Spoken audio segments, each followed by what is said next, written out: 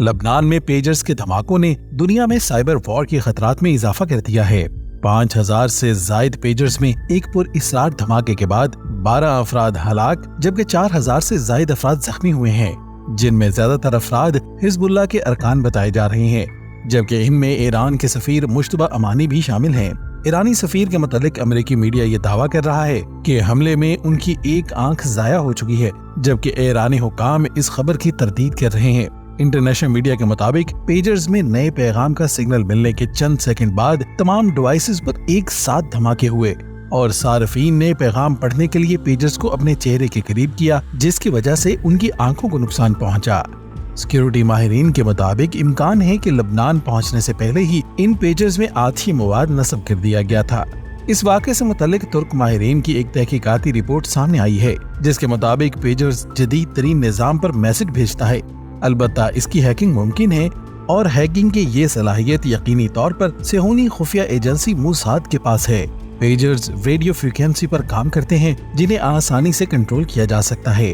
लबनान के वजीर आजम नजीब मिकाती ने इन हमलों का इल्जाम सेहूनी रियासत पर आयद करते हुए कहा है कि यह लबनान की सलामती की संगीन खिलाफ वर्जी है, जबकि तल अबीब इस मामले पर अभी तक खामोश है। अमरीकी महकमा खारजा ने लबनान में हलाकत खेज पेजर धमाकों से लाताल्लुकी का इजहार कर दिया है। अक़वाम मुत्तहिदा ने भी इस वाक़े पर तशवीश का इजहार किया है। इस वाक़े के बाद उठने वाले सवालात में सबसे अहम सवाल ये है कि इस नई शिपमेंट को लबनान आने की इजाजत किसने दी और इसे हिजबुल्लाह के अरकान में क्यों तकसीम किया गया। सवाल ये भी है कि पेजर्स एक कदीम टेक्नोलॉजी है, लेकिन लबनान में उनका इस्तेमाल क्यों किया गया। तो इसका मुमकिन जवाब ये हो सकता है कि हिजबुल्लाह ने रवां साल के आगाज में मोबाइल फोन्स की बजाय पेजर्स इस्तेमाल करना शुरू किए, क्योंकि उसे खदशा था कि मोबाइल फोन्स की ट्रैकिंग के जरिए इसराइल इसके कमांडरों को ढूंढकर हलाक कर रहा है।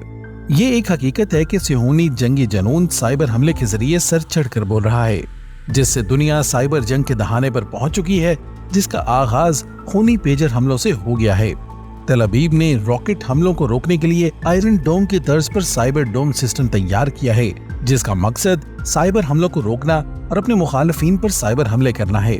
सेहूनी रियासत इन साइबर हमलों को एक खामोश और पोशीदा जंग का नाम देती है।